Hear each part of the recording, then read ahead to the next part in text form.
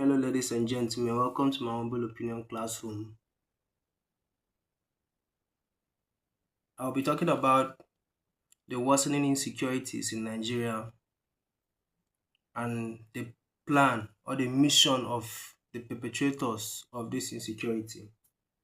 First of all, I want to say at this point, I'm not really proud to be a Nigerian. A Nigerian identity has become more like a curse to me. I'm not proud to be a Nigerian.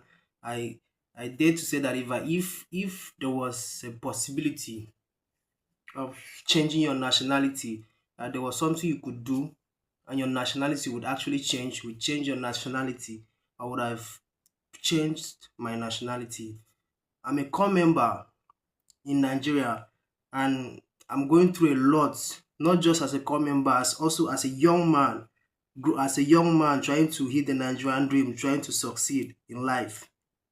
Now, few days ago, on the 29th of March, just like 4 days ago, we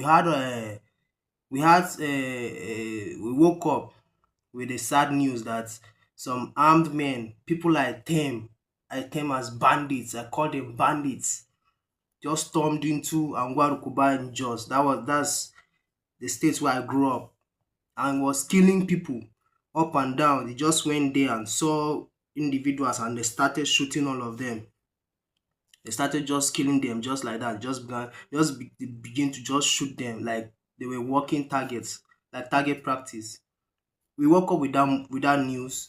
Yeah, with several press statements, security officials, the governor came and was saying a lot of stuff, many things. People said a lot of things. The same old story, the same old statements, the same old news. It got on the news. That guy's mom was crying. His mother was actually crying that she she lost her only son. She lost her son.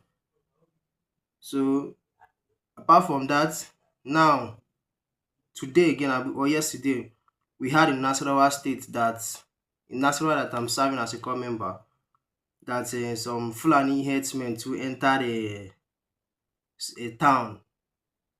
That they entered a town and a lot of people were displaced. The displaced people killed people. That's what we heard. Now, why are they doing this? If you ask me, why are the bandits and the headsmen and why is this insecurity worsening? If you ask me, I would say it's a ploy to induce political apathy among the electorates.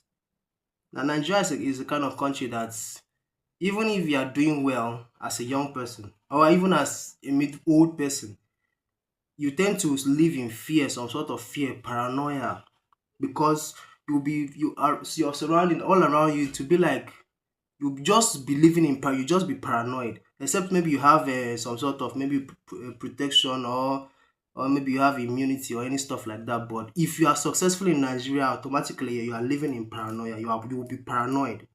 If you are a successful person living in Nigeria, you'll be paranoid. That's the point blank clear. That's the truth. That's mark check do a survey, ask every successful person in Nigeria that he or she is paranoid.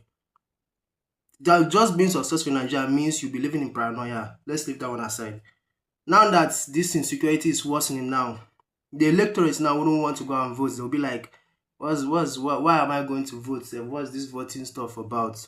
What's this voting stuff about? Why am I going to vote? That's the plan of whoever is sponsoring these attacks. They want to ensure a smooth rigging process. They want to ensure a smooth rigging process. They want to make sure their their plan comes to light. I mean, look at the Minister of Power. He resigned. A Minister of Power resigned and picked up the nomination form to become governor. You understand? What does that tell you? They are trying to boost their social status.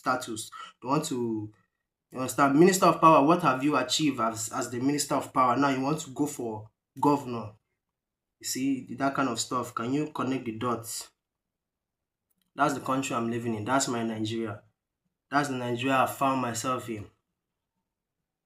So if a lot of things happening in this country is caused by Nigerians. You understand? Nigerians and Nigeria's problem. But they'll still say na Nigeria we dey. Somebody will do something and use Nigeria as an excuse to be stupid. They'll use Nigeria as an excuse to be stupid, to be useless, to hold on to evil and wickedness, using the Nigerian identity and the dilemma, the cause that is plaguing Nigeria. That's it on my humble opinion classroom today. It's really it's sad. It's sad. It's sad. But as a young guy, as a guy living in Nigeria, it's best you protect yourself. Don't allow anybody come and protect yourself at all times. You understand? Stay sharp. Stay woke. Because the person coming to you now, self, he doesn't have anything to. He probably one stupid, useless person that don't even know what it means to build or to rise or anything like that. So protect yourself. Educate your mind. Protect yourself. Stay sharp. That's my advice to every youth who might probably see this. Thanks for watching. Kindly subscribe.